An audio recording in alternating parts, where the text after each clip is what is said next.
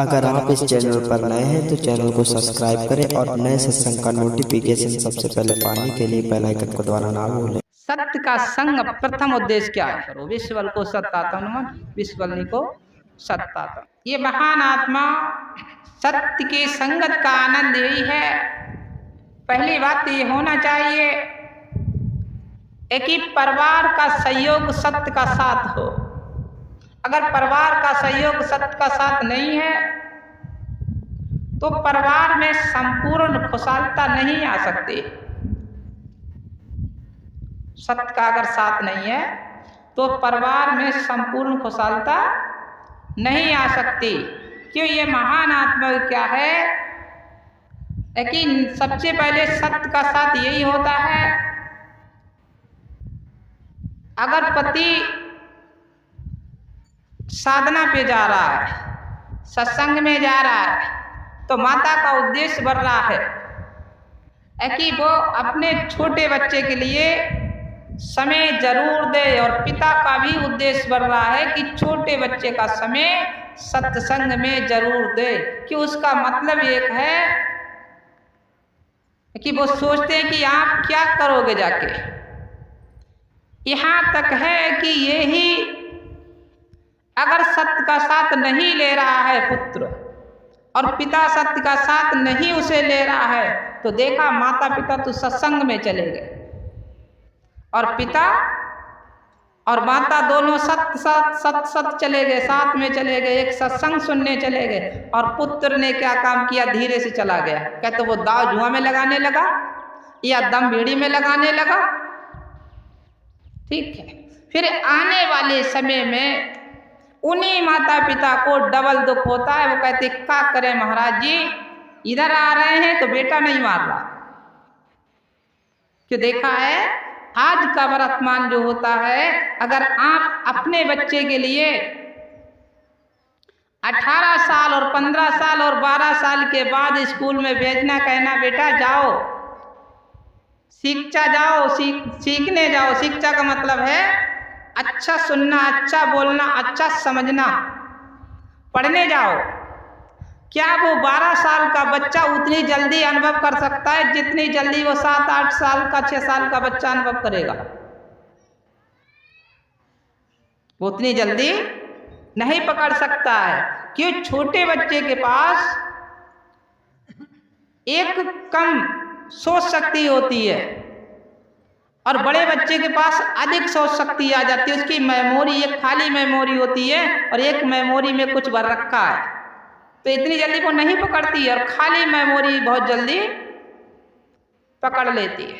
इसी प्रकार से अगर आपने कागज में पेंसिल चलाई और पेंसिल चलाने के बाद अगर आपने उस अक्षर को मिटाया और मिटाने के बाद दोबारा आपने पेंसिल चलाई, तो उतना सुंदर, उतना उसमें चमक आने वाली सुंदरता नहीं। उस शब्द तो लिख के जाएगा और उतनी सुंदरता नहीं आएगी। इसी प्रकार से महान आत्माओं, क्यों ध्यान रखो, माता पिता को सत्य मार्ग से गिराने का उद्देश्य है संतान। कौन है? संतान। ये मत सोचो कि हम तो छोटा है, समझ जाएगा। समझने की बात मत करो, संभालने की बात करो। कि समझ जाएगा तो आपने छोड़ दिया, खुद ही समझ जाएगा। और संभालना है, जैसे नाव के लिए आप नाव से कूदो और नाव को छोड़ दो, कह दो वो अपने आप किनारे लग जाएगी। क्या जरूरी नाव किनारे लगेगी या लगाई जाएगी?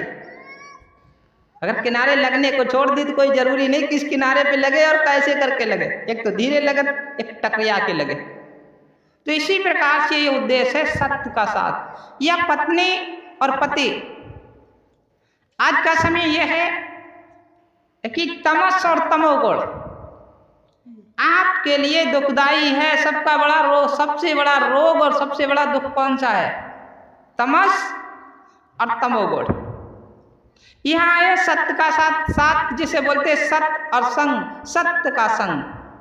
मैं सत्य का साथ तो नहीं कह सकता, मैं कह सकता हूँ सत्य का संग। सत्य का संग क्या है? सत्य का संग ये है, अगर वो पति नम्रता से बोल रहा है या पत्नी नम्रता से बोल रही है, तो पति को 1% उससे ज़्यादा नम्रता की वाणी निकालना चाहिए। अगर पति नम्रता से बोल रहा है तो पत्नी को उससे अधिक 1% नम्रता निकालना चाहिए, जिसमें पीछे से बच्चों में भी नम्रता आए। और बच्चों में नम्रता आए तो तीनों लोग 3 प्रकार के हो गए, वैसे तो 4 लोग हो, पुत्र पुत्री 1 हो गए और पति पत्नी 1 हो गए, अब 3 लोग हो गए। तीनों लोगों का ही कलेश होता है। चौथा आता है बहू, नाती पोता भी तो चौथे में चले जाते। तो आप इस प्रकार से जब नम्रता लाओगे, सत्य सत्य सत्य, 3 सत्य हो जाएंगे, ठीक है, 1 सत्य और 3 सत्य, 3 शब्द नम्रता की लिख लेंगे तो आपके परिवार में, आपके मकान में, आपके शरीर में एक चमक आ जाएगी। क्या आ जाएगी? कितनी अच्छी वाणी इनकी निकल रही है। फिर उसमें ईश्वरीय अंश जागेगा। क्या होता है, हमें क्या करना है कि हम एक चीज में फंसे हुए हैं और एक चीज से फंसे हुए हो। आपके बंधन 3 है, एक बंधन नहीं है। अब एक बंधन से मुक्त होना चाहते हो, सबसे पहला शब्द बंधन है। किसका बंधन है? सबसे पहले शब्द बंधन। शब्द किस मुकाम का है?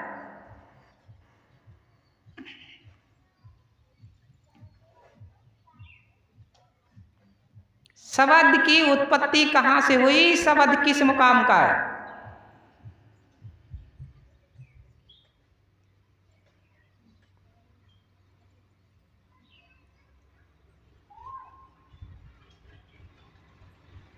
अब सोचना है। दिखा है,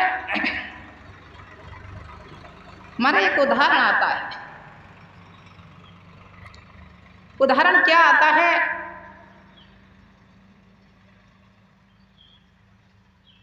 बड़ी उदाहरण की बात आती है।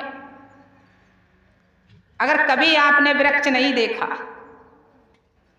आपने कभी वृक्ष नहीं देखा और फल देखे तो आप फल देखकर कहोगे ये तरबूज बहुत बड़े वृक्ष में लगता होगा, कि इतना बड़ा रुकता कैसे है? कहोगे ये तरबूज का फल बहुत बड़े वृक्ष में लगता होगा, रुकता कैसे?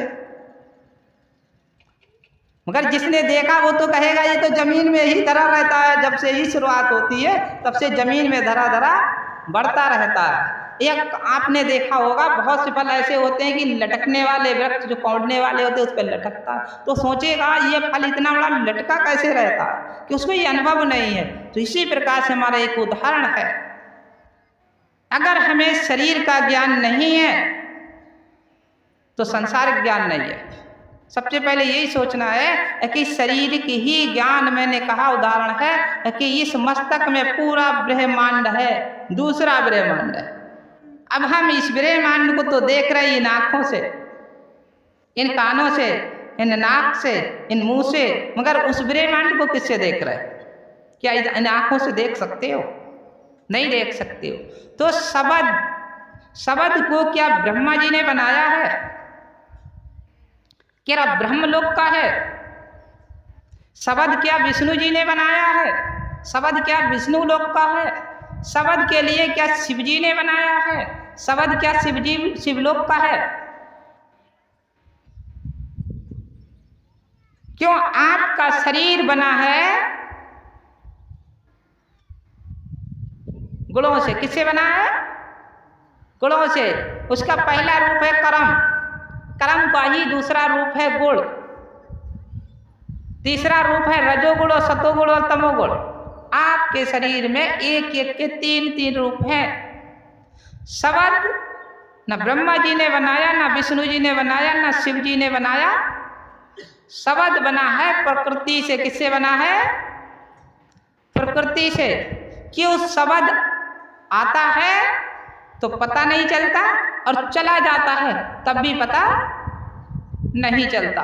कि शरीर अगर आपका बढ़ेगा तो पता चलेगा और घटेगा तो पता चलेगा। शरीर ऐसे नहीं घट सकता।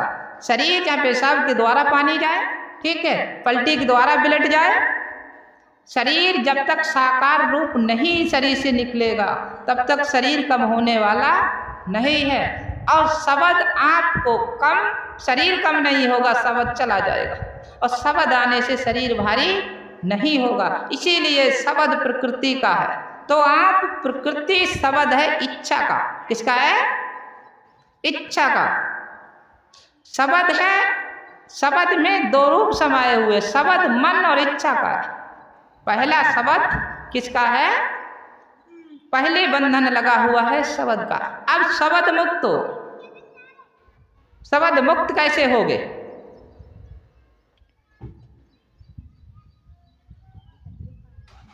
शब्द मुक्त। शब्द क्या है?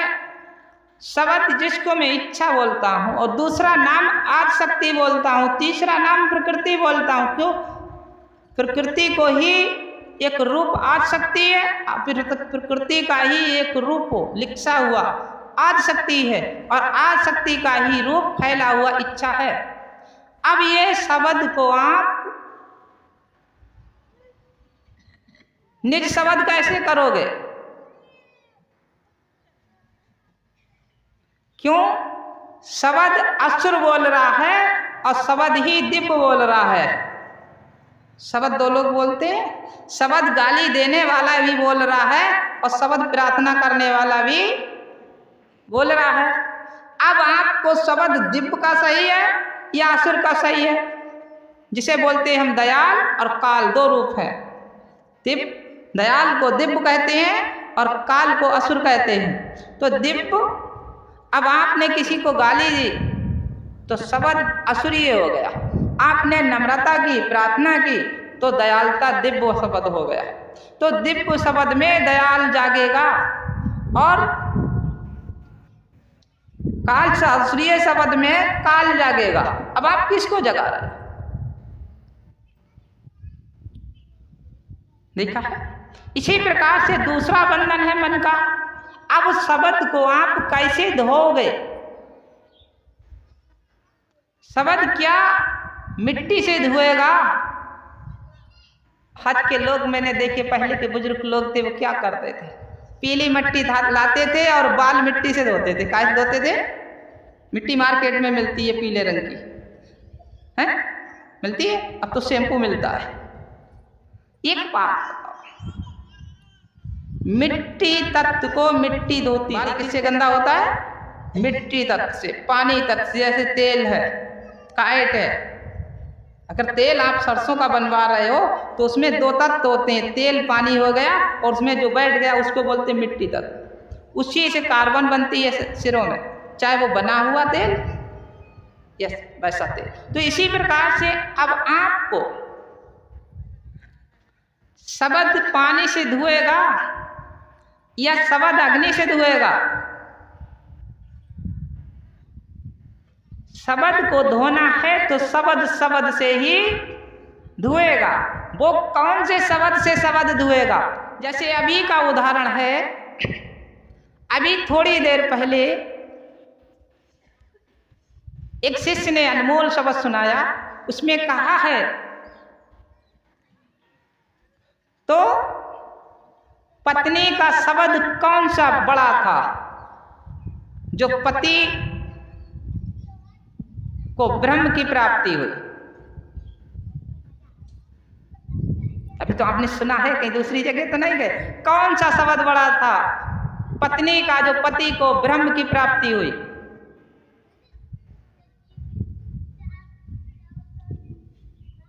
आप बोलो भाई। अभी से सुनाया, कौन सा बड़ा था? पत्नी का शब्द जो पति को ब्रह्म की प्राप्ति हुई। इतना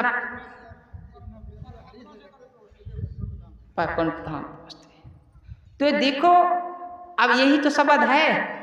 और वही कहने लगती, लड़ पड़ती है कि तुम यहाँ क्यों आए? अगर उनने प्रेम से कहा, जितना प्रेम हमसे करते, प्रेम प्रेम डबल प्रेम हो गया। प्रेम प्रेम।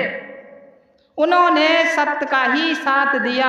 जैसे सत्य को बोलते हम, एक सत्य का सहयोग दिया, सत्य का ही सहयोग दिया। उन्होंने कहा प्रेम, कि उन्हें प्रेम था, अपनी प्रिय पत्नी से ही प्रेम था और उन्हें अपने प्रिय पति से प्रेम था कि कहीं दोबारा ऐसा ना करें कि मुर्दा को नाव बना ले और सरफ को रस्सी बना ले।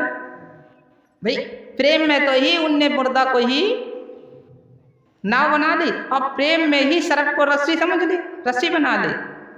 फिर उससे ज्यादा प्रेम पत्नी ने अगर उस वहीं पर झगड़ा कर दिया होता कि तुम कैसे हो गए, भाग जाओ, रात में क्यों आए, तो कौन से मार्ग पर जाते,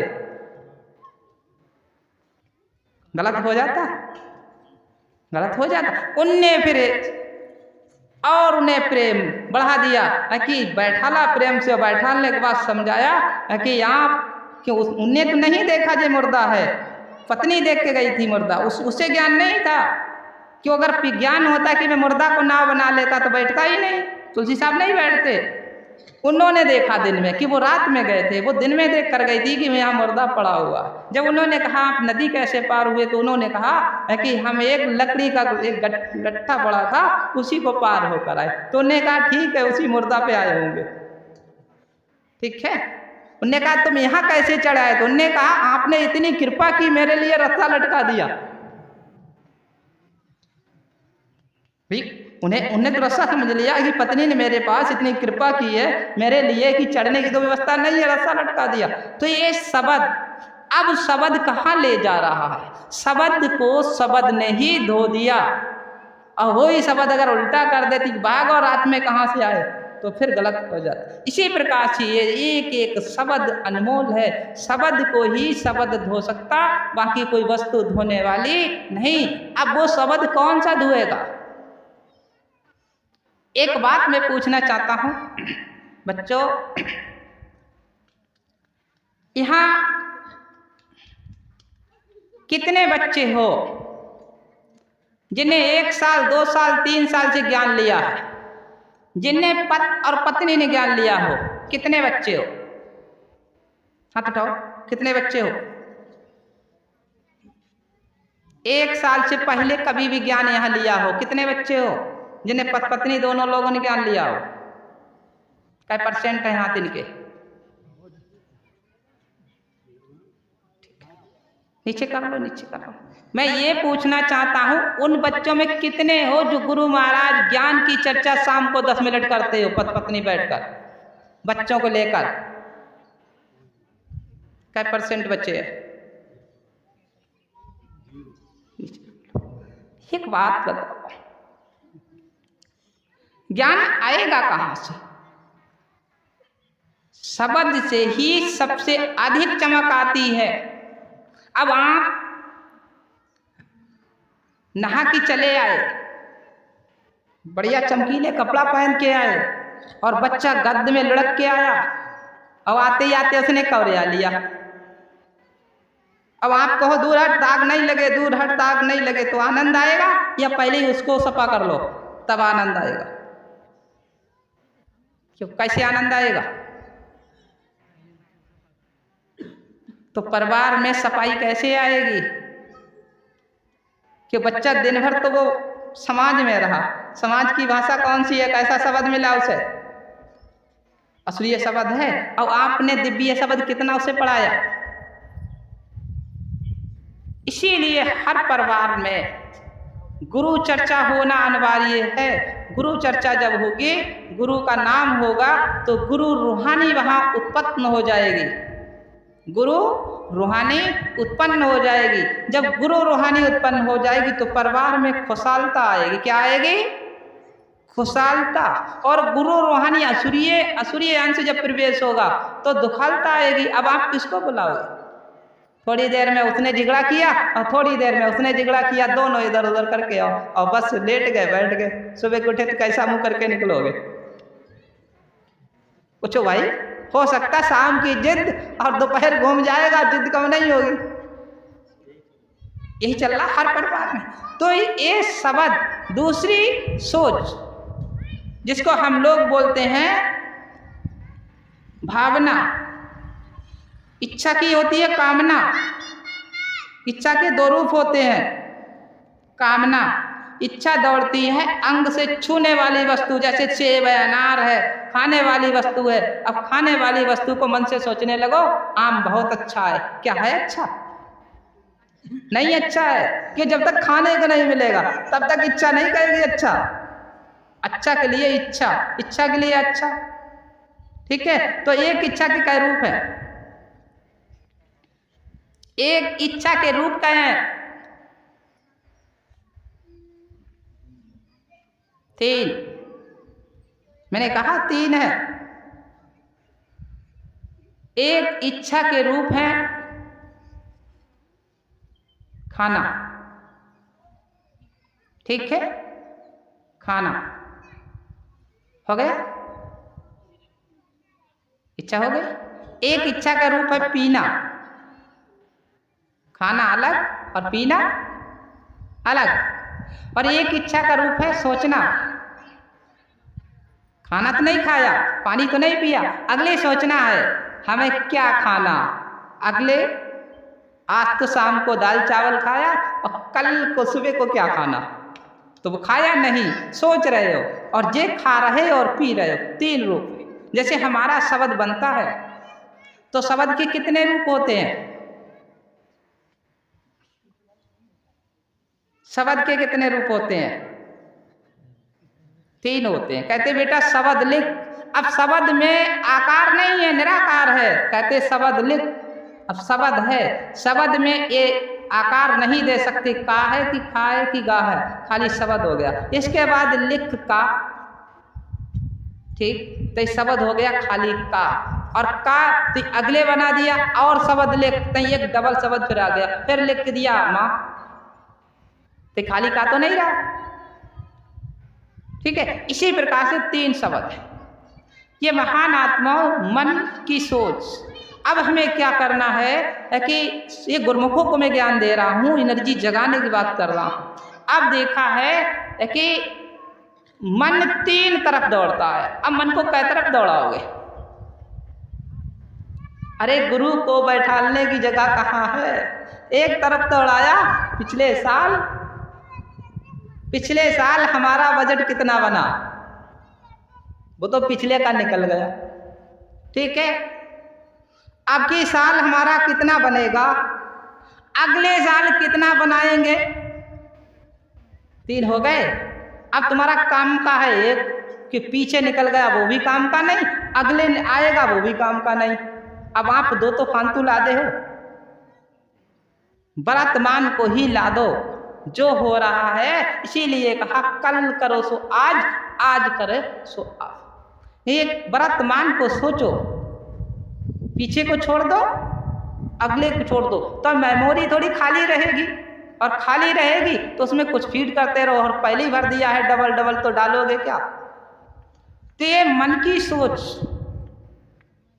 ध्यान रखो। अब मन किस लोक का है? मन की उत्पत्ति कहां से हुई है?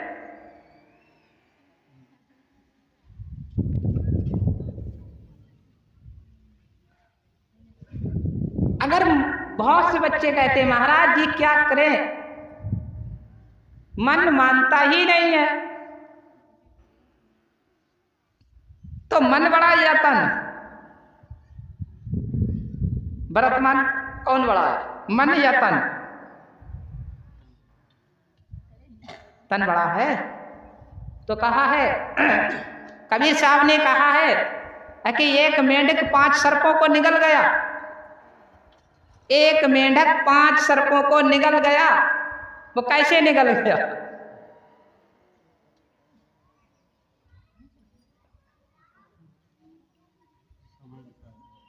नहीं, निगल गया। एक मेंढक 5, एक सर्प को तो निगल नहीं पाएगा, 5 सर्पों को कैसे निगल गया? हाँ, और मेंढक बड़ा होगा।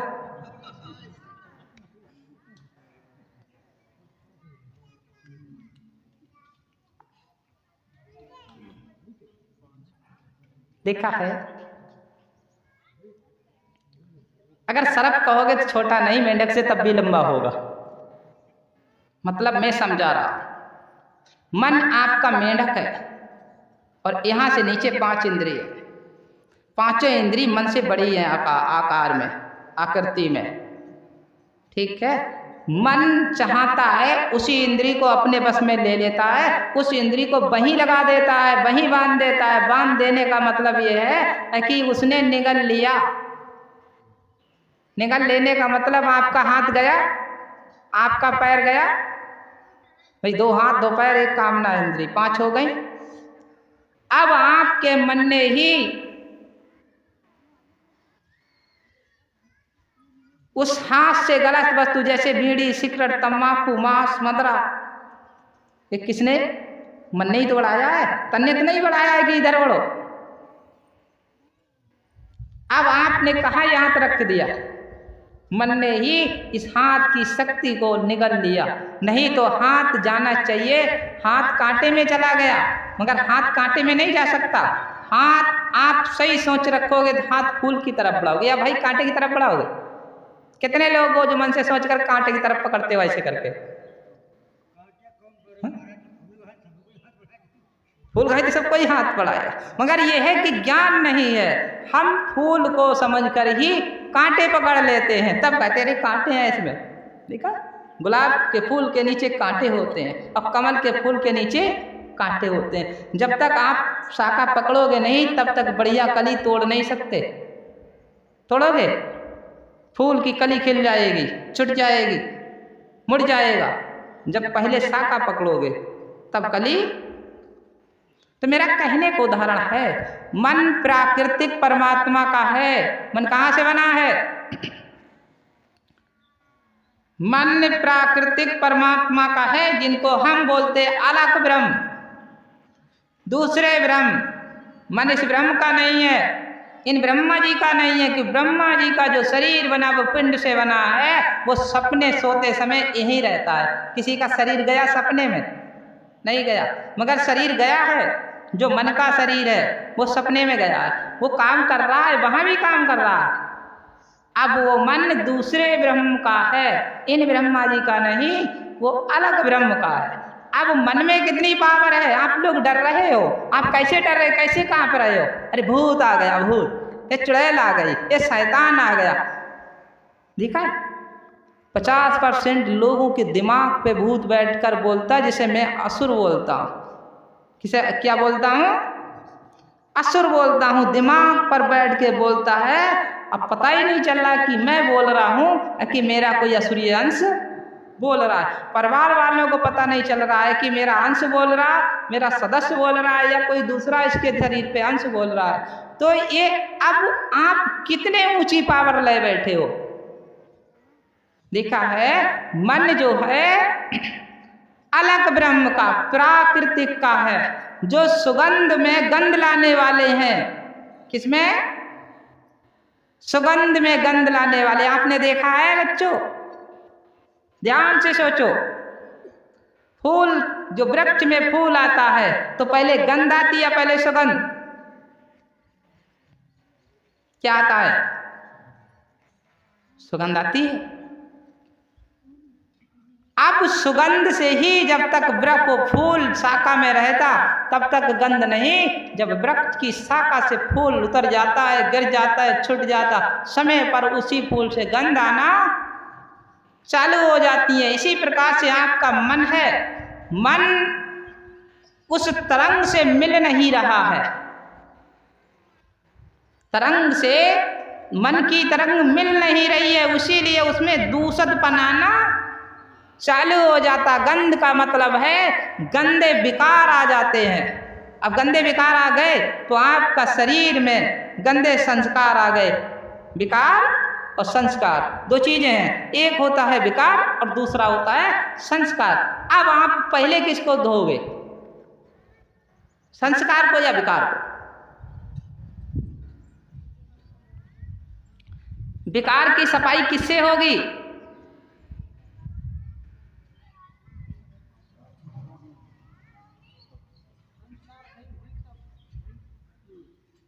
संस्कार सही होंगे या पहले विकार सही होंगे? किसको सही करोगे? संस्कार छोटे हैं या विकार?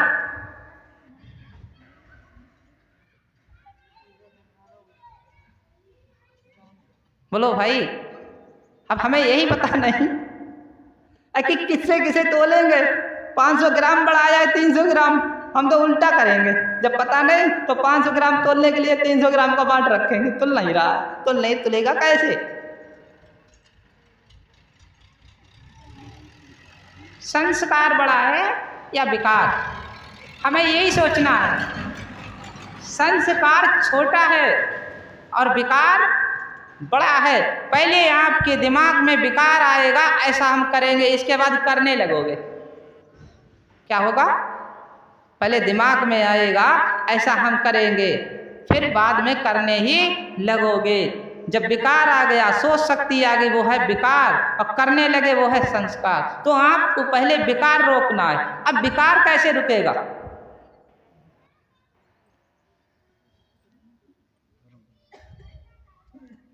विकार को कैसे धोगे कि विकार की जगह अब आप किसे बैठा लोगे?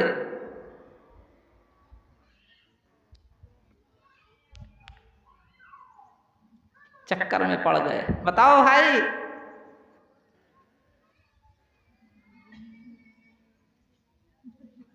उल्टा करना है। अब विकार की जगह गुरु के संस्कार बिठालना है, तभी विकार अपने आप कम हो जाएगा। कौन बैठालना है? अपने संस्कार नहीं बैठा सकते हो, इतनी पावर नहीं है। गुरु के संस्कार बैठालने हैं। और जब गुरु के संस्कार बैठाल दोगे, जैसे किसी की सोच आ रही पौवा पिएंगे, किसी की सोच आ रही तम्बाकू खाएंगे, किसी की सोच आ रही बीड़ी पिएंगे, जैसे मैं उदाहरण दे रहा, उसमें गुरु के संस्कार आपकी सोच में आ गए कि गुरु महाराज जी ने कहा कि ऐसा मत करना, ये ठीक नहीं, आज हम नहीं पिएंगे। नहीं, आपने संस्कार बैठा लिया, आपका विकार वहीं रुक गया। और जब तक गुरु का सहयोग नहीं लोगे, तब तक वो संस्कार बैठने वाले नहीं। आप कितनी भी कोशिश करो, सुबह को कहो अब नहीं पिएंगे, नहीं पिएंगे, शाम को समय आएगा तो खिंच के अपने आप चले जाओगे। तो इसीलिए गुरु की जरूरत है, कि गुरु रूह की जरूरत है, गुरु की नहीं, गुरु की रूह की जरूरत है। आप किसकी जरूरत मान रहे हो? रूह की। क्यों? गुरु के संस्कार में रहोगे तो रूह तुम्हारे दिमाग पर पहले ही मुकाम कर लेगी, असुरिये को बैठने ही नहीं देगी। जब असुरिये को बैठने नहीं देगी तो असुरिये अपनी तरफ तुम्हारा शरीर के संस्कार खींच नहीं सकता। भाई गाड़ी पर जब बैठोगे तभी तुम मोड़ोगे। अब जब स्टीयरिंग तुम्हें मिलेगी नहीं तो पहिया पकड़ेगी, इतना कहो मोड़ मोड़ मोड़ मोड़, क्या मुड़ेगा? मुड़ेगा? घोड़ी की लगाम छोड़कर घोड़ी को रोक सकते हो?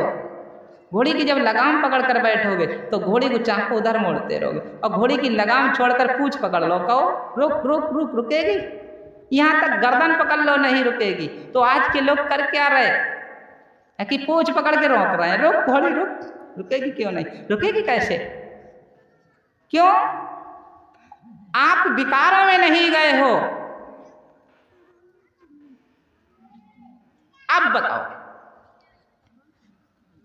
जैसे मेरा एक उदाहरण है, मैं यहीं पर उदाहरण दे रहा। संस्कार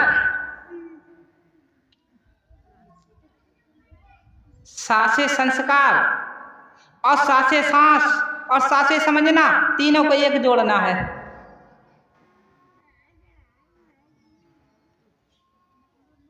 तो कौन बनेगा?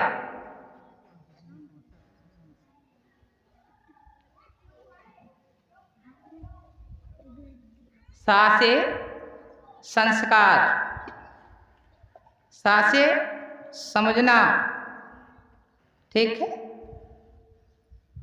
और सांसे छोड़ो। आप जैसे मैं हिंदी में बोल रहा हूं,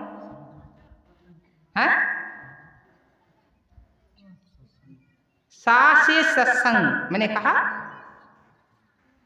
सा से समझना, सा से संस्कार। विकार तो बा से आए हैं, सा से तो नहीं आए हैं। देखा है सबसे पहले संस्कार को पूजने वाले कितने लोग हैं? संस्कार की मैं बात कर रहा हूं। मैंने कहा गुरु का संस्कार। गुरु किसे मानोगे?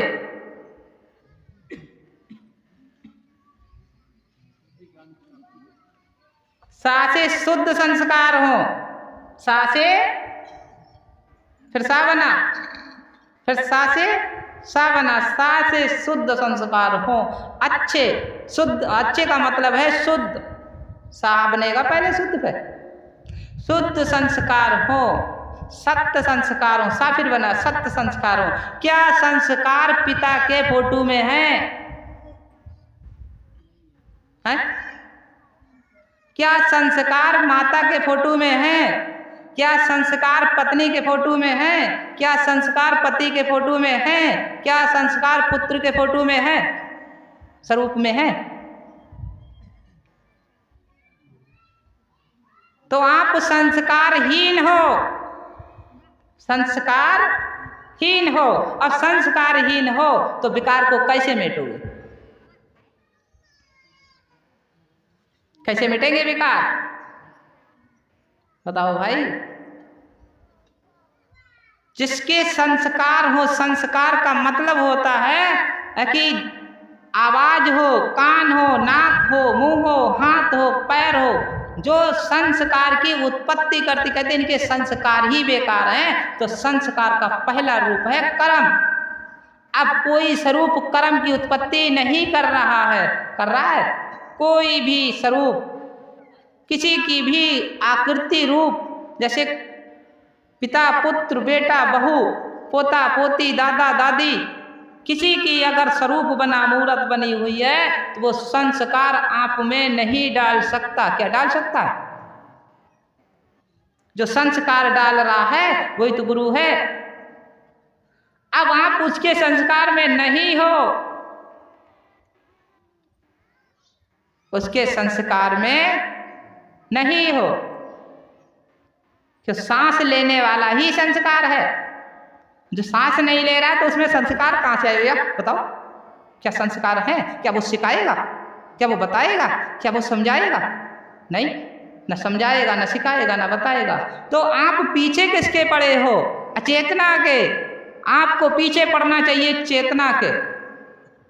तो चिंतन करो, सबसे पहले चिंतन करना है कि चेतन ही चेतन में विलीन होता है और चेतन अचेतन में कभी लीन नहीं होता है। आप उल्टा कर रहे हो। चेतन को चेतन में ही विलीन करो। अब चेतन को चेतन में विलीन नहीं किया तो आप उल्टा कर गए। तो मेरा कहने का उद्देश्य है, मन प्राकृतिक परमात्मा का है, तो मन को प्राकृतिक परमात्मा, मन को प्राकृतिक में कब ले जाओगे?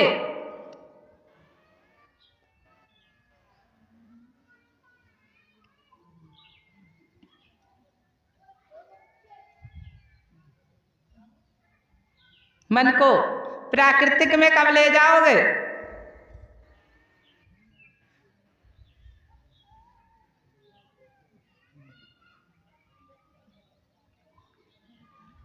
देखा है, पृथ्वी तत्व और पृथ्वी तत्व आकाश तत्व में उड़ता है। पृथ्वी तत्व आकाश तत्व में उड़ता है, मगर उसमें सहयोग पृथ्वी तत्व का रहता है। अब पृथ्वी तत्व आपको मैं उदाहरण दे रहा हूं। आप कंकड़ बांध लो, आप कोई लकड़ी बांध लो, आप कोई पत्थर बांध लो, एक धागा में उड़ाना, क्या उड़ेगा? पतंग पृथ्वी तत्व है, पतंग को क्या कहोगे? पृथ्वी तत्व है, और धागा पृथ्वी तत्व है। और देखा है, जब पतंग को धागा से संबंध कर देते हो तो धागा की शक्ति से ही पतंग उड़ती है, कि उसमें कूदने की क्षमता है और वायु में रुकने की क्षमता है। कि अगर आपने ढीला बांधा तो कूदेगा, गिर जाएगा, क्यों वायु में रुक नहीं पाएगा। इसीलिए आपको ऐसे ही रहना पड़ेगा कि डोर गुरु की हमेशा अपने मन पतंग, आपका मन पतंग के समान है। और ध्यान या सुरत, एक उदाहरण दे रहा हूं, जो खाली विश्व बल को सत्तातन करते उनके लिए कह सकता हूं ध्यान हमेशा गुरु के धागा के समान लगा रहना चाहिए। हाथ में जैसे हमारे हाथ में धागा रहता है तो आकाश में पतंग उड़ती रहती है। हमें समय पर देना है। समय पर क्या देना?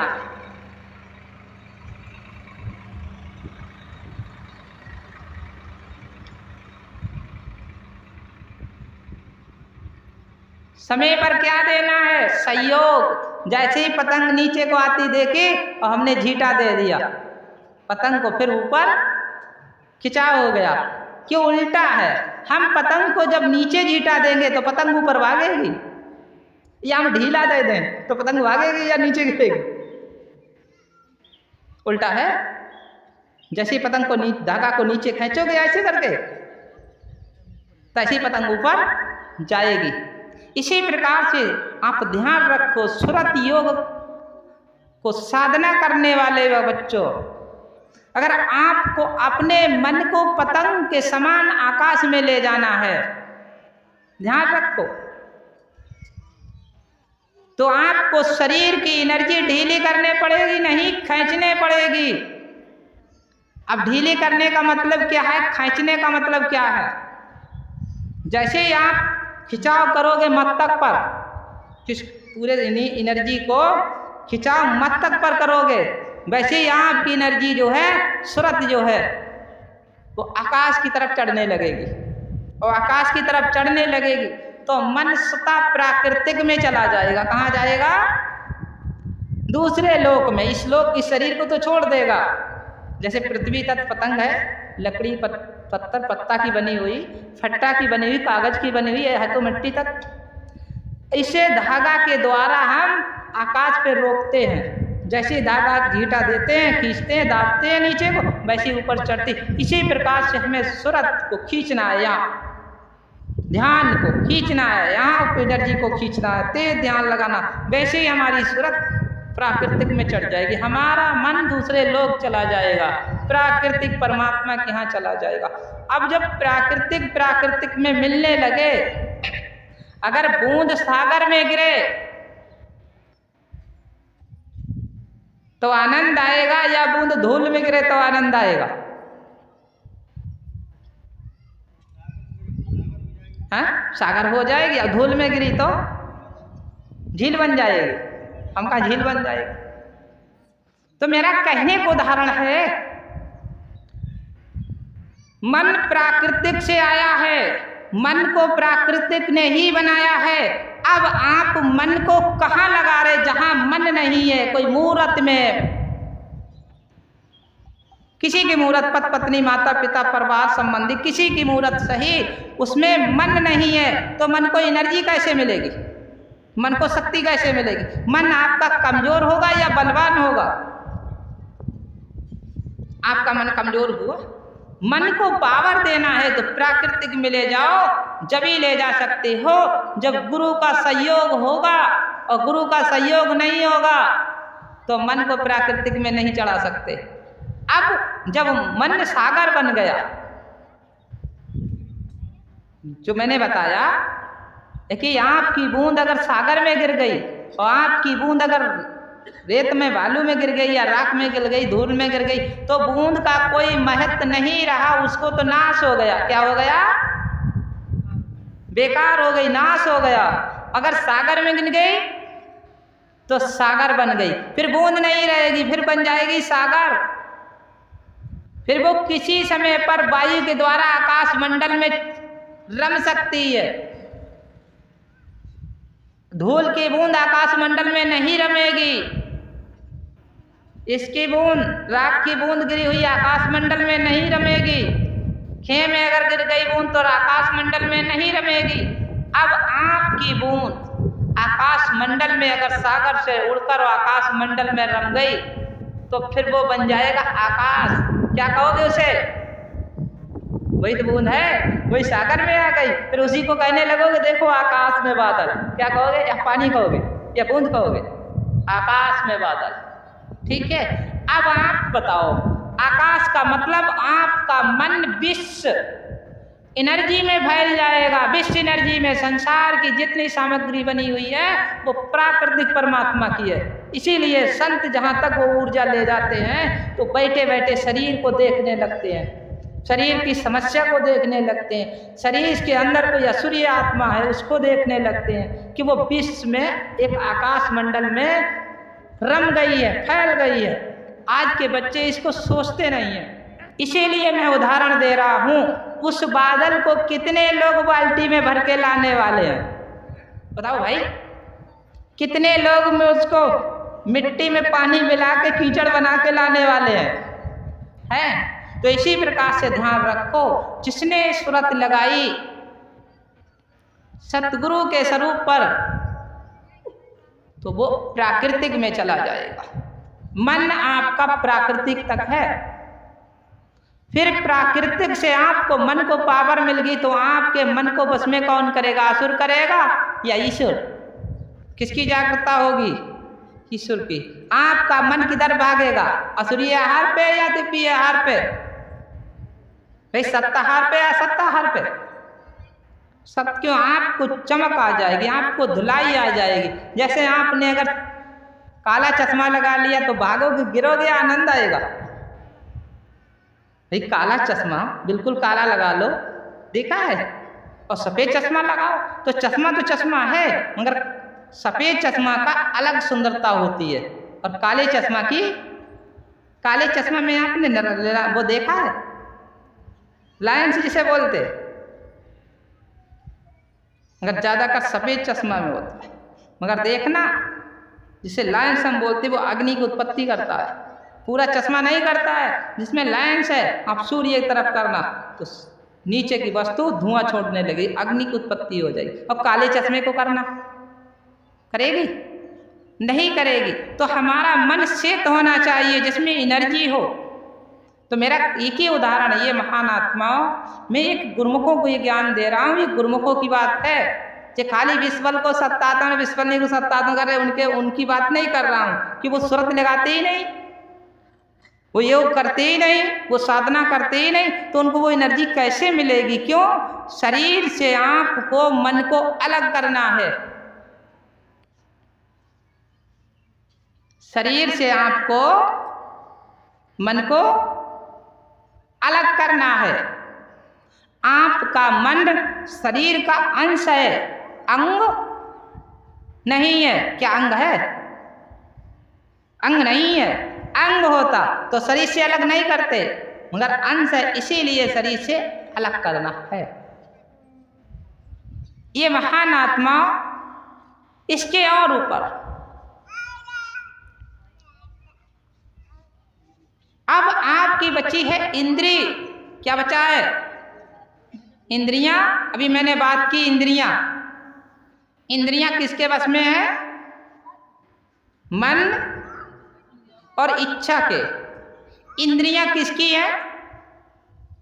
मन तो प्रकृति का हो गया, इच्छा तो प्रकृति की हो गई, आसक्ति हो गई, और मैंने बताया मन प्राकृतिक का हो गया, अलग ब्रह्म का हो गया। ठीक है, इंद्रियां किसकी है और इंद्रिय किसकी है? चार है इंद्रियां, इंद्रिय, इंद्रियां।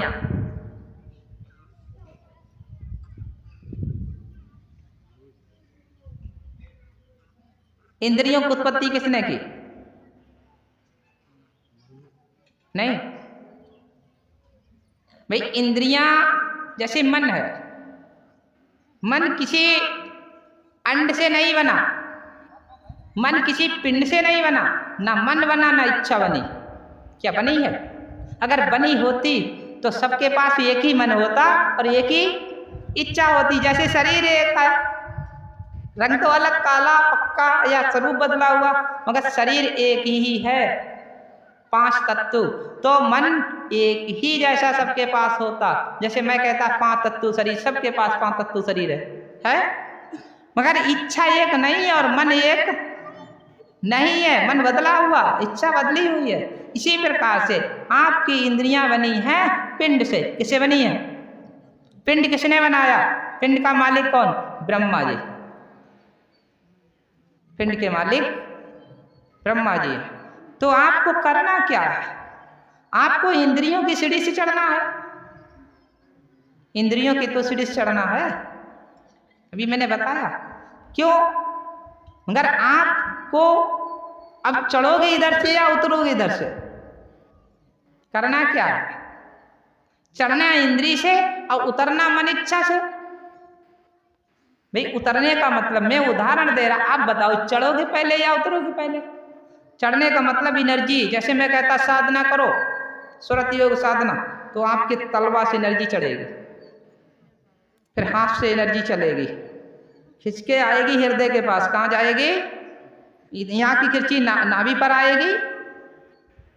यहाँ की तो नाभि पर नहीं जाएगी, यहाँ की नाभि पर आएगी, फिर यहाँ की हृदय पर आएगी, फिर नाभि की हृदय पर आएगी, फिर हृदय की कंठ से होकर आसक्ति इच्छा के पास होकर वो आपके मनोचक्कर पर जाएगी। कहाँ मनोचक्कर है? यहाँ, जो आप कह रहे हो। तो जब तक मन विकस नहीं होगा तब तक शब्द सही नहीं होगा। कहते इसका दिमाग सही नहीं, इसका मन सही नहीं है। मन कहाँ है? तो इसी प्रकार से मन और दिमाग, इच्छा और मन दोनों को मिक्स होकर शब्द निकलता है। अब 3 हो गए। शब्द की वायु चली यहाँ से पिंड से, इच्छा मिक्स हुई, इसके बाद मन मिक्स, मनोचक्कर तक मन मिक्स हो गया। अब आपने इंद्रियों को रोक दिया, इंद्रियों को रोक दिया, इंद्रियों को चढ़ा दी एनर्जी। इंद्री उतारना है, जैसे हमने इंद्री इसमें काम लगा रहे तो हमारी एनर्जी खिंच रही है, और हमने रोक दी तो हमारी एनर्जी खिंच नहीं रही, हमारी एनर्जी ऊपर को चढ़ेगी, हृदय के पास आई। अब हृदय पावर बढ़ गई, बढ़ गई। हमने हल्की सांस कर दी तो हमारी नाभि शक्ति बढ़ेगी, नाभि शक्ति बढ़ेगी, जागृत होगी। हमने सोच शक्ति कम कर दी, एक ही जगह रखती। जैसे हम सोचते हैं थोड़ी देर में मन से कई बातें सोच लेते हैं, सोच लेते हैं। अब हमने उस मन की सोच एक जगह लगा दी, गुरु स्वरूपिया ध्यान पर, या मन कौन से? सुरत चक्कर पर। ये मनोचक्र है यहाँ, और यहाँ सुरत चक्कर। सुरत चक्कर पे ही गुरु स्वरूप पर, एक तो सुरत चक्कर पर होगा और दूसरी हमारा वह फोकस सुरत चक्कर से होकर गुरु स्वरूप पे जा रहा है। क्यों? हमें सोचना है गुरुजी कैसे बैठे, गुरुजी कैसे ध्यान दे रहे हैं। तो ये सुरत गुरु चक्र, जिसे मैं बोलता सुरत चक्र, ये जो है अब यहाँ से ही हमारी यहाँ से एनर्जी खींचेगी और यहाँ से एनर्जी उतरेगी। जो सही साधना कर रहा है उसने अनुभव किया होगा, उसके शरीर में ये लगता होगा कि हमारे शरीर में कुछ घुस रहा, झंझनानपन जैसा, रिगाउन जैसा, ये लगता होगा कभी कभी कुछ शरीर में प्रवेश हो रहा है। तो वो एनर्जी उतर रही है, उतरेगी कहाँ से? सुरत चक्कर से। मनोचक्कर, मनोचक्कर से इच्छा चक्कर, आसक्ति चक्कर, आसक्ति चक्कर से कंठ शिव चक्कर, शिव चक्कर से फैलेगी हृदय चक्कर, विष्णु चक्कर, और विष्णु चक्कर से फैलेगी नाभि चक्कर, पूरे अंग में फैल जाएगी, जिसको हम बोलते हैं एनर्जी मान। देखा आज के भूत प्रेत और देवी देवता, आपने देखा है? कोई बच्चा के अगर कोई ऐसा आता, अगर किसी बच्चे पर असुरी अंश है, अब उंगलियां ऐसे कर दी, समझ लो को चक्कर आना चालू हो गए। उंगलियां तो करी है, मगर वो असुरी अंश जब शरीर से चला गया तो वो कितना पकड़े, क्या कुछ होगा? ठीक है, तो उसके अंग अंग में एनर्जी फैलती है। इसीलिए आपके शरीर रोम रोम में एनर्जी फैलना है दिव्य, और आपके शरीर में फैली है असुरीय, तो दुख होगा या सुख? तो 3 एनर्जियां हैं, सही सोचना, सही बोलना और सही कार्य करना। 3 हो गई हैं। सही सोचना, शुद्ध सोचना, सत्य सोचना। पहली सत्य ब्रह्म की सुरत लगाओगे, सुरत कहाँ है? शुद्ध सत्य ब्रह्म की है। सुरत से ही आत्म शक्ति को एक धागा बनता है। किसका धागा बनता है? आत्म शक्ति का धागा बनता है। जैसे आपको उड़ाना है पतंग की ऊंचाई, तो मांझा को जोड़ोगे। क्या करोगे?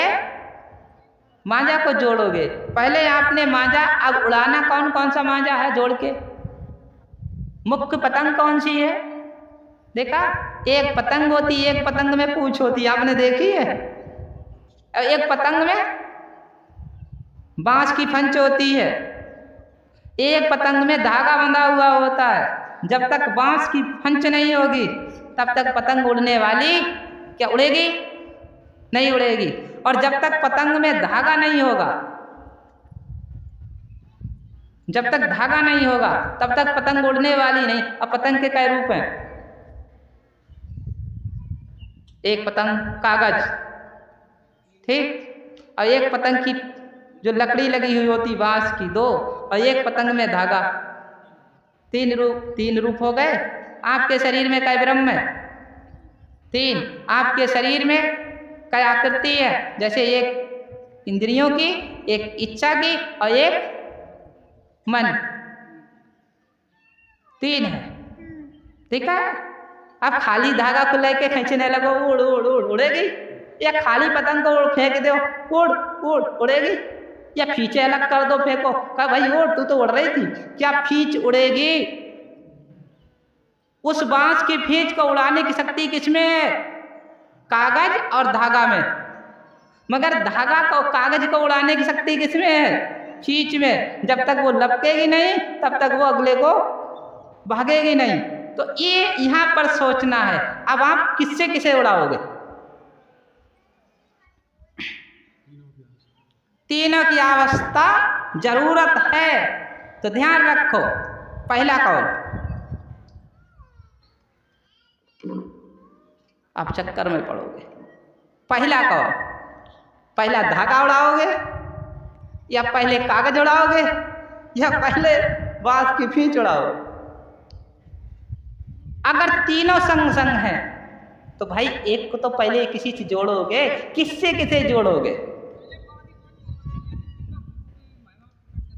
अब बांस की फंच में उद्देश्य कौन सा आ रहा है? गुरु को तो आ रहा है। मैंने 3 रूप दिए, मन का आ रहा है या इच्छा का आ रहा है या कर्म का आ रहा है? तो ध्यान रखो, अगर बांस की फींच को लपक लाना है तो ध्यान रखो, कर्म प्रधान विश्व रचना का, जैसा कर्म कीन वैसा फल चाका। गुरु का कर्म कब करते हो?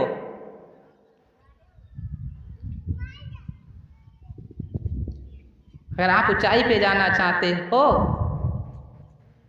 तो गुरु का कर्म करो। अगर आपका जाप नहीं हो रहा है तो जाप में क्या करोगे? किसी बच्चे से सुनो, कहते हैं महाराज जाप करते हैं, घेंट से आवाज ना आओ। अब घेंट से आवाज नहीं आएगी तो बुलाओगे कैसे? विश्वल कैसे कहोगे भाई? विश्वल को सत्तातन कैसे कहोगे? अब घेंट पकड़ लिया भूत ने, अब क्या करोगे? कोई कहता है सोचते महाराज जी मन से ही दिमाग हट जाता है, शब्द आता ही नहीं दिमाग में। अब दिमाग भूत ने पकड़ लिया, असुरिया ने पकड़ लिया, तो आपका नाम कैसे आएगा? आप भजन करने बैठे, सुरत की बात करते, अब ध्यान ही नहीं रहा, सोच शक्ति चली गई, असुरी अंश जाग गया, तो आप बैठे हो और औंगा के गिर गए या बैठे ही रह गए या सो गए, तो आप पर भजन भी। तो कहा है इन दोनों को मारने वाला कौन है?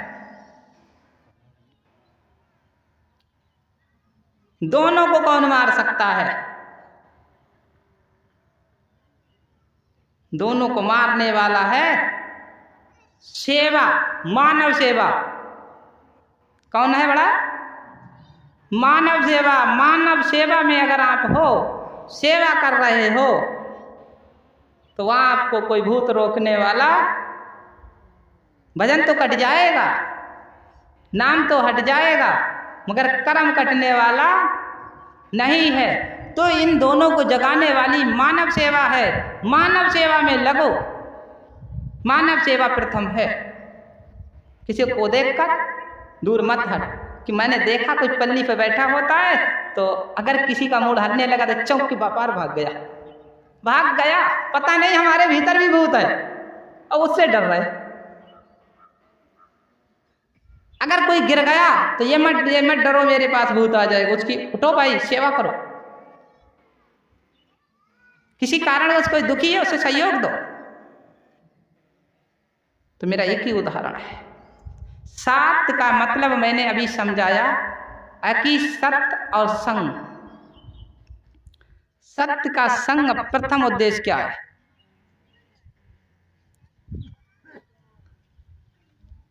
हमें गुणवान को नमन करना चाहिए, गुणवान को पूजना चाहिए। किसको पूजना चाहिए? गुणवान को। अब हम गुणहीन को पूजें, कौन सा फल मिलेगा? अगर कांटे के वृक्ष पे पानी लगाएं, शरबत घोर के चढ़ाएं, हे वृक्ष महाराज मीठा फल देना, तो कांटे में मिठाई बढ़ेगी क्या? छिदेंगे नहीं। एक बात बताओ बच्चों, ज्ञान को प्रवीण करो। क्यों? अगर आप 26 को शरबत पिया रहे हो, मीठा प्याला पियो महाराज, दांत और नाखून मत लगाना शरीर में, क्या लगाना छोड़ देगा? है भाई, आएगा तो दांत लगाएगा, नाखून तो लगाएगा। 26 की शक्ति नाखून में, दांत में। इसी प्रकार से मैं कई उदाहरण दे रहा हूं, इस जागृतता की एक उदाहरणता दे रहा हूं। अगर हम अघोरी को अगर नमन करेंगे तो अघोरी दिमाग में एनर्जी घटाएगा या सूर्य बढ़ाएगा? सूर्य बढ़ाएगा। तो हम एक दुख से सुख की तरफ कैसे आएंगे? हम तो दुख की तरफ चले जाएंगे। तो मेरा एक ही उदाहरण है बच्चों, मैं एनर्जी की बात करता हूं। सुरत योग साधना में इतनी पावर है, इतनी पावर है कि सुरत योग साधना जो बच्चा करता है उसमें अखंड पावर है, खंड नहीं, अखंड पावर है। देखा, पहले आपकी पावर किसमें है? इंद्रियों में। इंद्रियां कई प्रकार की हैं? इंद्रियां कई प्रकार की?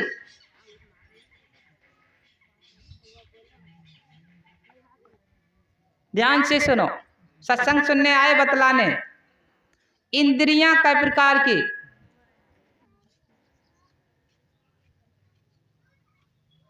एक बात बताओ बच्चों, बड़े आनंद की बात आ रही है। छोटे छोटे बच्चे यहाँ कई बेचारे टीचर हैं, ऐसा नहीं, कई बेचारे टीचर हैं। अगर कोई भी टीचर है, कोई मास्टर साहब है, अगर उसने कक्षा 1 से अपने बच्चों को एडमिशन कर लिया, अब वो 5वें तक पढ़ा रहा है, अब वो पूछे बच्चों इसका उत्तर, अब बच्चा नीचे मुंह डायरेक्ट बैठा रहे। पहले क्लास में भी नीचे मुंह डायरेक्ट बैठे रहे थे, दूसरे क्लास में भी नीचे मुंह डायरेक्ट बैठे रहे, तीसरे क्लास में भी नीचे मुंह डायरेक्ट। तो टीचर क्या कहेगा? क्या कहेगा? है? कहेगा ये मूर्ख है, आवाज देना ही नहीं चाहता है, ये जानता ही नहीं कुछ, इतना समय पढ़ाते पढ़ाते हो गए। तो मैं यही जानना चाह रहा हूँ कि मैं गुणों का ज्ञान दे रहा हूँ, यहाँ तक 8 साल के जिनने मेरे पास एडमिशन करा लिया है, 8 साल से पढ़ रहा है, और उसे इंद्रियों का ज्ञान नहीं हुआ आज तक। तो क्या कर रहे? मीठी खीलें खाने आ रहे हो।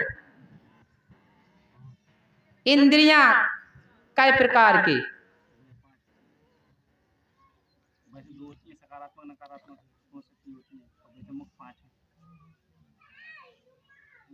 इंद्रियां 2 प्रकार की, कर्म इंद्रियां, ज्ञान इंद्रियां।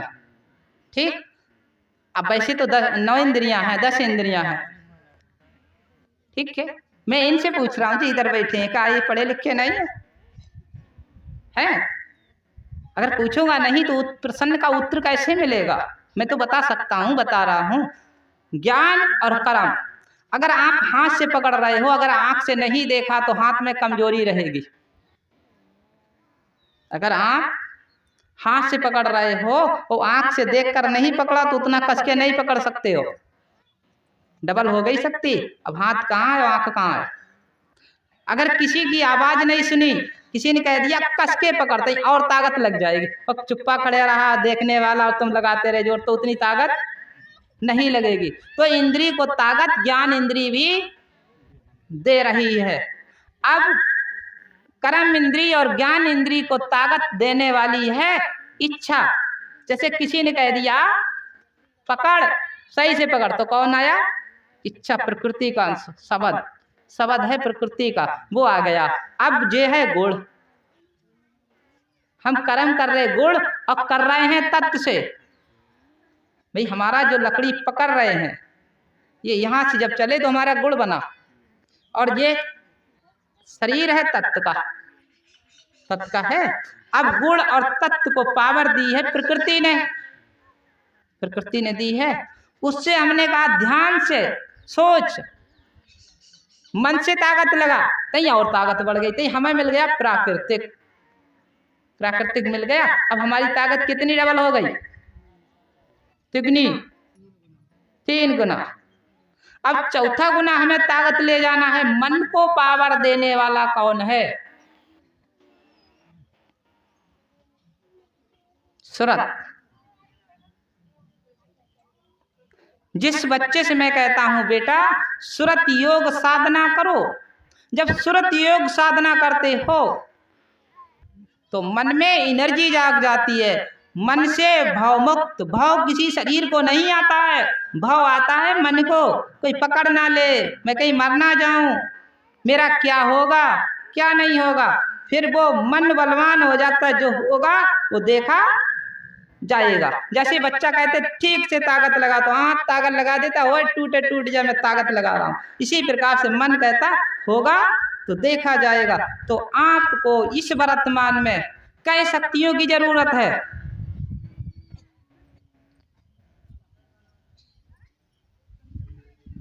वर्तमान में कई शक्तियों की जरूरत, कई ताकतों की जरूरत है। एक ताकत पहली तन, तन के मतलब इंद्रियां। दूसरी ताकत इच्छा, इच्छा अगर ताकतवर है तो आपकी इच्छा मुड़ेगी नहीं, गिरेगी नहीं। आपकी इच्छा गिर गई, गिरने का मतलब क्या? कोई कोई कहता महाराज जी क्या करें, इच्छा चली नहीं, कबो कबो तम्बाकू फटकार खाएगा, तो इच्छा गिर गई तुम्हारी, तुम्हें भी गिरा दिया। जितना कर्म किया था वो उसी समय फटकार के उड़ा दिया। नोट लाना और नोट लाने के बाद मोटरसाइकिल पर चलते चलते ऐसे कर देना, फिर बीनोगे, कितनी देर बीनोगे? इसी प्रकार से ध्यान रखो, मन के साथ साथ जो तुमने तंबाकू में फटकार लगाई, जो मन की सोच आदि चली गई, क्यों?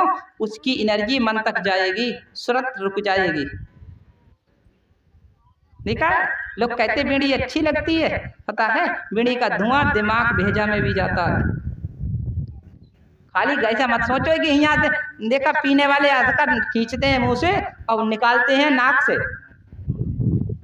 नाक से निकालते हैं,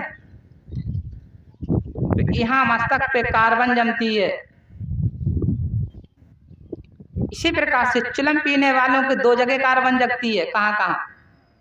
हृदय और मस्तक। दारू पीने वालों की 2 जगह कार्बन जगती है, हृदय को गलाता है और मन को घटाता है। कि मन के शरीर में मन से ताकत बनती, कहाँ ताकत बनती है? मन से, दिमाग से। और दारू पीने वाले व्यक्ति का शरीर में एनर्जी कम हो जाती है, ताकत देखा चलता है तो पैर डिगडिगाता है।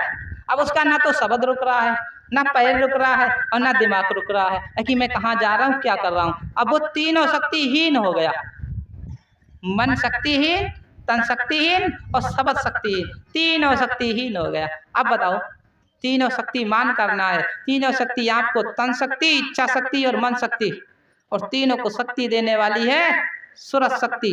सुरत शक्ति को वही अपना सकता है जो सुरत योग साधना करेगा, जो ज्ञान लेगा, बैठकर ध्यान करेगा, उसी को सुरत शक्ति मिल सकती है। कि सुरत शक्ति सबसे पावरफुल है। मैं आज मूर्त शक्ति में होता, मूर्त शक्ति कर्म शक्ति तक है। मैं अपनी एनर्जी को गिरा नहीं रहा हूँ, मैं अपनी एनर्जी को चढ़ा रहा हूँ। चढ़ाने का मतलब ये है कि जिधर से मैं आया हूँ उधर मैं जा रहा हूँ। जिधर से आप आए हो आपको उधर खींचने की कोशिश कर रहा हूँ। और आँप को गिराने की कोशिश करूं तो आँप मन किधर से आया? जैसे निज गुण, निज गुण जैसे वृक्ष है, वृक्ष की उत्पत्ति कहाँ से हुई है? बीज में एक निज गुण एनर्जी होती है। बीज को देखकर ये नहीं बता सकते उगेगा या नहीं। तो सबसे पहले निज गुण एनर्जी, जैसे वृक्ष बीज ज्यादा पुराना हो जाता है तो जैसे चावल सही, किसी का बीज सही, बीज में एक क्षमता होती है जीवित रहने की। बीज जीवित होता है, बीज जो जीवित होता है वही जीवन देता है, वही जमता है। और जो बीज ज्यादा पुराना हो जाता है, कहते हैं पुराना हो गया ये जमा नहीं, वो बीज रहता है मगर जीवित नहीं रहता है, उसका जीव मृत्यु समान हो जाता है। इसी प्रकार से आप जी तो रहे हो, देखा है, जमता नहीं, आकार तो है, आकार को देख रहे, वो दिया और जमा नहीं। अब वो निज गुण है, उसको देख ही नहीं सकते। तो निज गुण से आया, सबसे पहले क्या आता है? रंग, अंकुर, अंकुर में रंग, रंग में पत्ता और पत्ता में शाखा, फिर शाखा में फूल और फूल में फल, फल से फिर बन गया बीज और बीज में। तो आपको किधर जाना है? जब तक आप वृक्ष नहीं बनोगे तब तक बीज निज गुण मिल नहीं सकता। निज गुण पाने के लिए बीज की जरूरत है। किसकी जरूरत है? बीज की जरूरत है। इसी प्रकार से आप निज गुण से शाखा बनी, पत्ता बना, पत्ता से लकड़ी बनी, लकड़ी से फूल बना, फूल से ही बीज बना, फिर से जमे आए, जमे आए, जमे आए। मगर आप अभी मृत्यु के समान हो, आप नम जगह में पहुंचे ही नहीं जो बीज में, तब तक जीवित नहीं रहता है, आयु इतनी निकल जाती है। देखा है, बच्चे कहते महाराज जी ज्ञान हम जब लेंगे, जब बेटा बेटी, जैसे बहुत माता जाती महाराज जी ज्ञान हम जब लेंगे जब हमारे बेटा बेटी की शादी हो जाए, नहीं तो भैया भवानी कौन पूजेगा। अब एक बात बताओ, बड़ी चतुर चालाक माता बहनी है। चतुर चालाक कैसी है?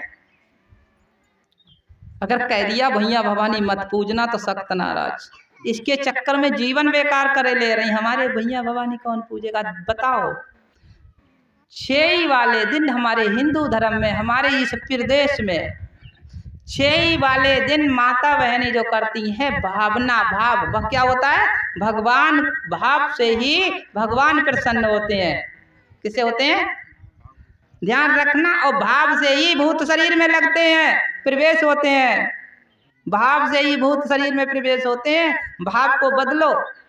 अब वो पहले भाव से ही उन्होंने देवी देवताओं का आह्वान किया, पितरी पितरा भैया भवानी हैं, करते हैं, आह्वान करते हैं, बुलाते हैं, नाम लेते हैं। आंधिया बिहरिया पता नहीं किस किस को बुला के और चूल्हे की बाट में बढ़िया से सरवा से दबा देते और ऊपर से मिट्टी चुपर देते कि निकल ना जाए। देखा, कोयला, हल्दी, चावल और शायद हमारे जैसे एक आध पैसा भी देते हैं, सिक्का है, उनको भाव से ही बंद कर दिया। अब जब सरवा में बंद कर दिया तो पूरी पकवान किसे चढ़ा रहे, किसे खवा रहे?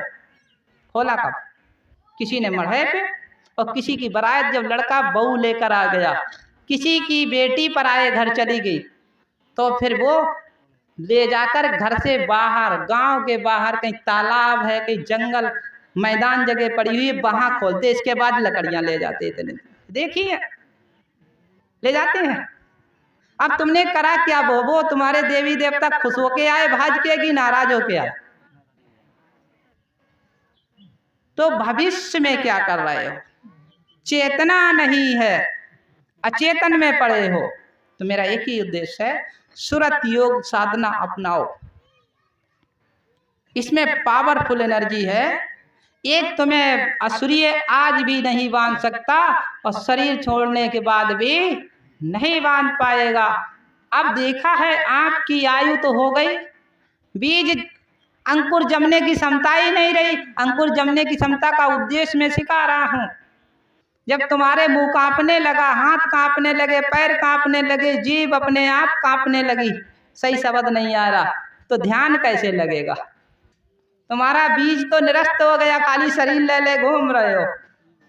फिर कह रहे भगवान का गुरु मंत्र लेंगे, भगवान का भजन करेंगे। भजन कैसे करोगे? होगा ही नहीं, दिखावा करोगे। तो मेरा एक ही उदाहरण है, भजन की क्षमता, बीज की क्षमता। सबसे ज्यादा घर के लोग क्या करते हो देखा? सबसे लाट वाला फल का बीज बनाते या पहले वाले फल का? हैं? तो एक बात बताओ, पहले वाले फल का बनाते हो? तो आपके शरीर में पहला फल कौन सा है? बचपन का। अब बचपन में गुरु स्वरूप, गुरु ध्यान, गुरु कर्म, गुरु के संस्कार कहाँ उतारते हो भाई? तभी तो कोरा बस्तन होता है, तभी तो उनमें एनर्जी ज्यादा होती है। पहले फल में एनर्जी क्यों ज्यादा होती? कहते हैं पहला पुत्र एनर्जीमान होता है, दिमागदार होता है। इसी पहले कर्म में एनर्जी ज्यादा होती है कि पहले कर्म में एक ही फोकस होता है, ध्यान करना। और जितना ही अगले नाती पोता बढ़ते चले गए, तुम्हारे शरीर में एक फोकस नहीं, फोकस ही फोकस हो गए। अब किधर को लाइट दोगे? तो ध्यान रखो, सुरति योग साधना, परम ब्रह्म, अलख ब्रह्म और सत ब्रह्म, ठीक है। अब परम, सत ब्रह्म और अलख ब्रह्म और ब्रह्मा जी। परम किसे कहते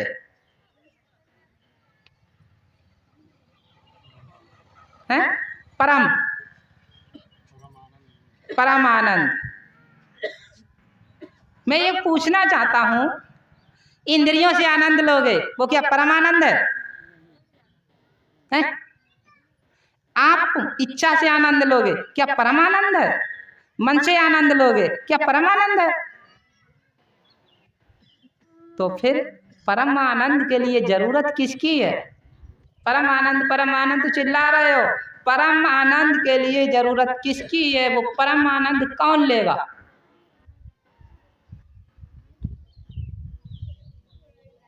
वो कौन लेगा?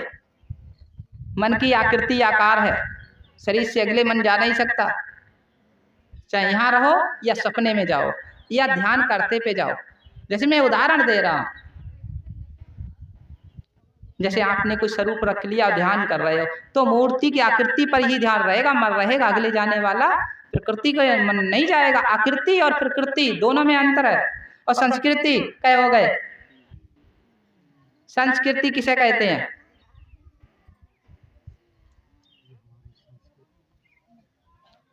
साचे शब्द है तो संस्कृति है। अगर शब्द नहीं, चुप्पा बैठे रहो, तो संस्कृति है, खाली आकृति है। सही है? आकृति। अगर आप चुप्पा बैठे रहे, शब्द नहीं आ रहा, तो आपकी संस्कृति नहीं है, आपकी आकृति है। तो आप संस्कृति को जागृत करोगे तो संस्कृति को ही मानना पड़ेगा, जो बोलने वाला हो, जिसके पास शब्द हो, सिखाता हो। और चुप्पा बैठने वाला हो, ज्ञान है ही नहीं, तो वो सिखाएगा क्या? संस्कृति माने शब्द, आकृति माने शरीर। जैसे किसी की हमने शरीर बना दिया, किसी की मूर्त बना दी, उसको कहते आकृति और संस्कृति, ठीक है। इसके अगले है नकृति, ठीक है। ये महान आत्माओं, अब आपको 30, जैसे मैंने बताया, मन की आकृति है, इच्छा की आकृति है और इंद्रियों की, शरीर की आकृति है। मगर सूरत ऐसी है जिसमें निकलती है। सूरत आपके जीव से संबंध जोड़ती है। किससे जोड़ती है? शरीर भी शून्य हो जाता है सोते समय पर। किसी को एकदम सोने वाले व्यक्ति को और एकदम उठाना, देखो पकड़ेगा या भागेगा? चक्कर खा के गिर जाएगा, गिर जाएगा। शरीर, एनर्जी कम हो गई। फिर बोलने वाले से तुरंत उठा के कहना गिन गिन गिन, पैसा गिनेगा, शब्द भी कम हो गया। और सोने वाले को कहकर एकदम चले जाना, ध्यान रखना मैं आ रहा हूं, फिर से वो सो जाएगा। बूझोगे अरे भाई मैं तो सो गया मुझे ध्यान नहीं, तो उसकी 3 एनर्जी कम हो गई। मगर सुरत वाला व्यक्ति जो सुरत योग करता है उसका शरीर भी शून्य हो जाता है। ध्यान करते पर शरीर का कोई पता नहीं रहता, इच्छा का भी कोई पता नहीं रहता, मुझे भूख लगी है या नहीं, मुझे क्या खाना है क्या नहीं। और मन को भी यह चेतना नहीं रहती है कि मुझे गाय को यहाँ जाना है या बाजार में जाना है या गाड़ी के पास जाना, पता ही नहीं मैं कहाँ हूँ, मैं क्या कह रहा हूँ। अब मन भी सुन, शब्द भी सुन और तन भी सुन। अब आपको मिली है सुरत पावर, वो सुरत पावर ही जीव जी रहा है और जीव आपको जीवित रख रहा है। उस समय खाली सांस रहती है, क्या रहता है शरीर में, वही तो जीव है और वही सुरत का संगी है। जैसे आपने, मैंने अभी उदाहरण दिया, आपने पतंग को धागा में बांध दिया, इसी प्रकार से पतंग को धागा में बांध दिया तो वही पृथ्वी तत्व है, आकाश में उड़ रहा है। इसी प्रकार से सुरत जीव से डायरेक्ट मिलती है, वो ही है परमानंद। अब आपने समझ लिया, थोड़ी देर नुक्ति ले आए थे जय परमानंद, थोड़ी देर गाना सुने आए जय परमानंद, थोड़ी देर सोच लिया बैठ के अगले माया खो देंगे जय परमानंद। परमानंद नहीं, परमानंद जीव को लेना है। अब जीव की पावर, जीव सबको पावर देने वाला है। आपका जीव, अगर आपकी श्वास चली जाए तो मन को पावर मिलेगी, इच्छा को पावर मिलेगी, तन को पावर मिलेगी, सबको पावर देने वाली है श्वास, जिसको मैं बोलता आत्म। आत्म और परमात्मा दोनों का मिलन जब ही होगा जब गुरु रूहानी होगी, गुरु रूहानी होगी, गुरु का साथ होगा, तब आपको आत्मा, आत्म और परमात्मा की तरंग मिलेगी। जैसे पाताल और आकाश सूर्य चंद्रमा को ही प्रकाश दे रहे हैं और चंद्रमा ही पृथ्वी को प्रकाश दे रहे हैं। चंद्रमा डायरेक्ट प्रकाश नहीं दे रहे हैं। क्या है, हम लोगों में देखने में लग रहा है कि चंद्रमा हमें प्रकाश दे रहे, नहीं, सूर्य चंद्रमा पे तरंग लगती है और वो तरंग ही पृथ्वी पर ही उतरती है, वही बन जाती है ठंडी, कि वो शीतल होकर ही तरंग टकरा कर ही चंद्रमा से पृथ्वी पर आती है। और वही तरंग जब डायरेक्ट आती है कहीं गर्म हो जाती है, इसमें डायरेक्ट आ रही है। और जब सूर्य दूसरी की साइड में चले जाएंगे और चंद्रमा हमारी साइड में आ जाएगा तो फिर सूर्य की तरंग चंद्रमा पे लगेगी और चंद्रमा की तरंग पृथ्वी पे लगेगी। इसी प्रकार से अब आप डायरेक्ट तरंग उतारना चाहते हो, गर्म होगी या ठंडी, तो ध्यान रखो, बत्ती घर से डायरेक्ट तार लाके और अपने बल्ब में कनेक्शन कर दो, बल्ब जलेंगे या फ्यूज होंगे, हैं? खतरा है। और वही बत्ती हैंडल लाओगे, मीटर में उतारोगे और मीटर से बल्ब में लाओगे तो खतरा नहीं है। तो आप बताओ भाई, कै % लोग हो जो हाइडल से संबंधित रखते हो, मीटर टांगा है,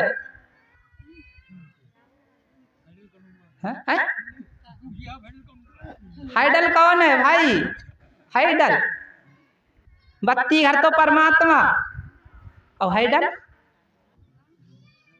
गुरु को कहाँ माना? गुरु को कै % मानने वाले हैं? सीधे सीधे पीपल महाराज है, सही है, किसी सीधे महुआ महाराज है।